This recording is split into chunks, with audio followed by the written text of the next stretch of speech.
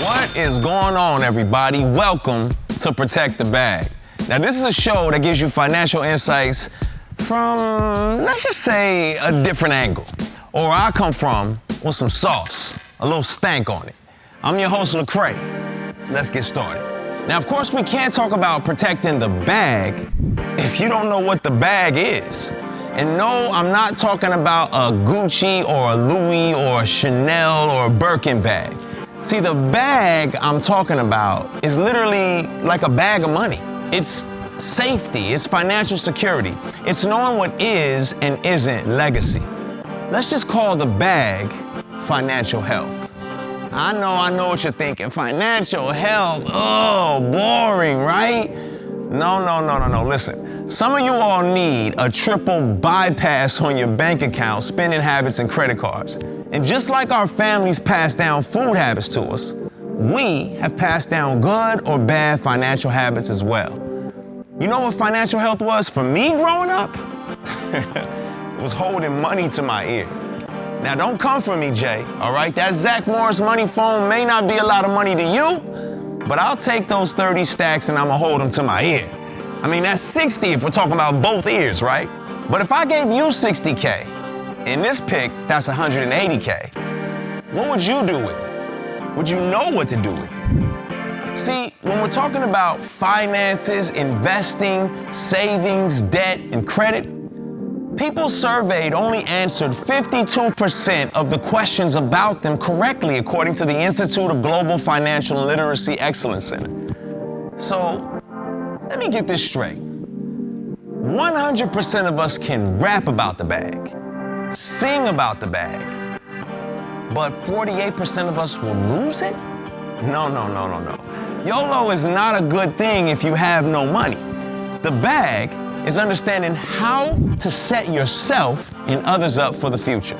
The bag is understanding what it means to manage income, needs, and savings. We're talking about the 50-30-20 rule. See, the 50-30-20 budget is when you put 50% of your monthly income towards living necessities. And no, In-N-Out Burger is not a living necessity. I'm a Five Guys type of man anyway. But then you put 30% toward wants, like eating out or subscriptions or looking good on the gram.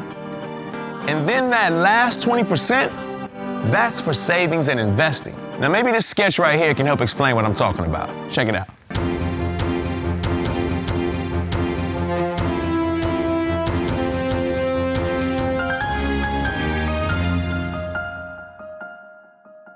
I don't get it. I just don't get it. Okay, check it. 50, 30, 20. Mm-hmm. This is when you take 50% and you put it towards things like rent, mortgage if you're mortgage, you have a 50, home, buying a home. yeah. Then you got the Yeah. 30, Good put stuff, it, good right, stuff. Look at him. He's about to reinforce what a little I'm saying. dated, Break it down. little dated, but good stuff. 50, 30, 20, savings, sure. But you know about the 80-20 rule, right? You tell her about the 80-20? I did not. Where are you? Oh, you haven't been getting my emails, huh? Should press send. Look, 80-20%, that's all you need to know, all right? Okay. It's where you take 80% of what you got, it goes towards nothing but fun. Okay. You save 20%, you push that towards the next month, you add that to that month's 80%, now you're at 100% fun. It's the best. Yep. Yeah, because what about living necessities? Kid's right, she has a point. Living accessories, all right? No. Accessories. No. And look, no matter what they say, the county's not gonna shut off your water. Don't worry about bills, you'll be fine, don't worry. Okay, maybe I got this one wrong. I got that app that you told me to get. I think you need to get the Experian app too. I've been telling you about this app, Experian. Are you still on the flip phone? What are you doing over here? I have one question, and I want you to be straight with me when you answer. What's an app? Maybe that was helpful for you. At the very least, it was funny, right? But listen, understanding financial health for most people is not a given. And let's be honest, financial literacy is notably lower among Gen Z compared to Gen X, Gen Y, and baby boomers. Gen Z correctly answered 41% of those index questions on average. financial literacy in each functional area is lowest among Gen Z, and with the gap being statistically significant for 6 of the 8 functions of finance areas. We're talking about earnings, saving, investing, debt, insurance, and budgets. Here's a conversation with myself and one of my good friends on the topic of financial health. Let's get into it.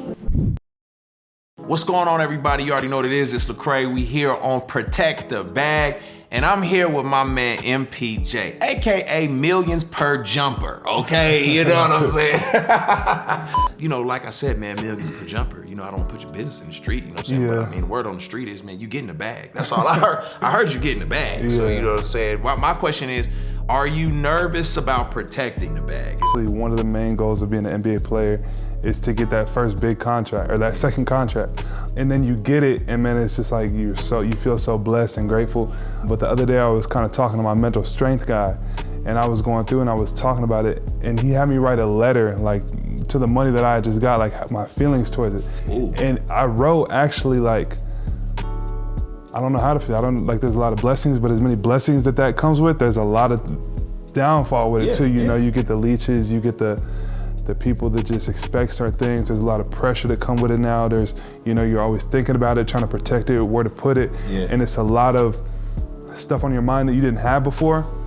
But I mean, overall, the blessing far outweighs the bad, but I think that people that get it misconstrued, like there is a lot of responsibility that comes with it. That's massive, massive. I mean, I think that's something that a lot of people take for granted is the responsibility that comes with the bag. Yeah. And so, what like any like particular lessons that you've learned, you know what I'm saying, in terms of responsibility? I mean, already when I tell you, every single person in my phone probably hit me that when they seen it, and it was all congratulations, you know, you earned it, this, that.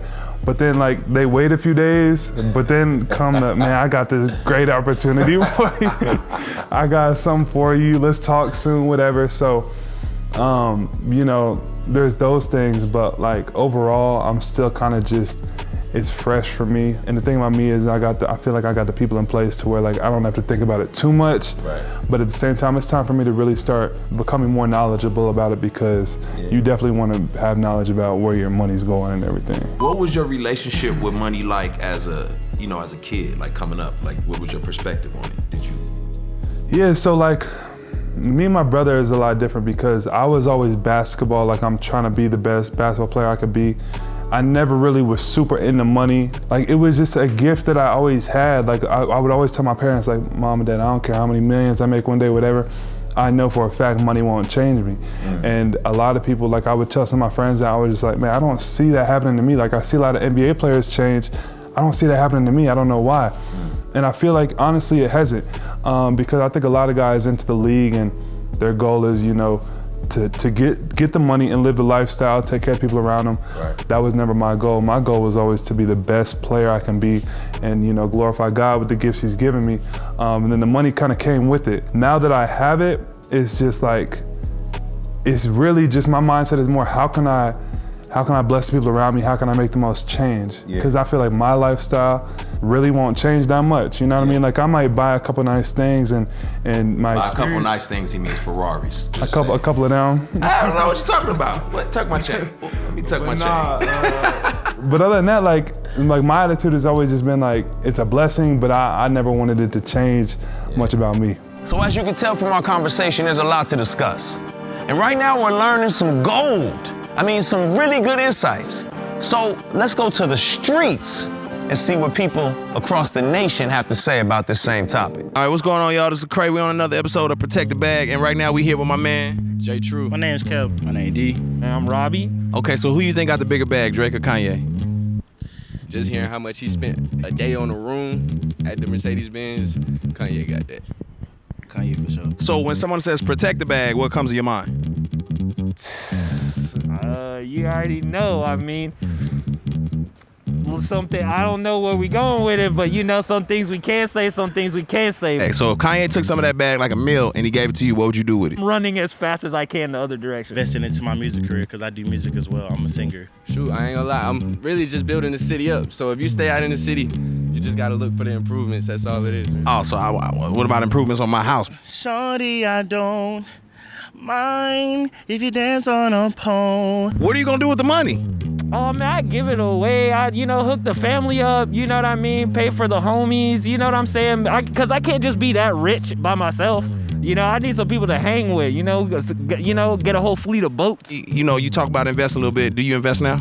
Of course, I love investing in stocks, forex. Look, I know there's a whole lot going on about these coins, but what they not really telling you about is you need to invest in me. You believe in identity theft? Yeah, I believe in that. What if I told you I stole your identity? Would you believe me? I was cap, bro. It's cap. So you believe in identity theft? Not just identity. Look, the identity already been stolen, bro. That's deep. That's too deep for me to even process right now. That's really, really deep right there. That's ocean level deep. We underwater. We under the Little Mermaid deep is what that is. Wow. Swish. Tell me what you know about 50-30-20. I learned it actually in high school. It's really a number one thing you actually want to get into. Last question. When I say 50-30-20, what comes in your brain? Yin Yang twins. Wait, break that down. No. Woo! The streets have spoken, people. Now, whether you agree with them or not, financial health is something we all have to know if we want to get the bag and protect it. So we've been surviving, but now you have some tools to help you thrive so you can stop going through the fast food lines of finances. Let's lose the financial weight and get those 8-pack abs. That's right, I said 8-pack.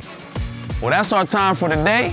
I'm your host, Lecrae, and this is Protect the Bag. Until next time.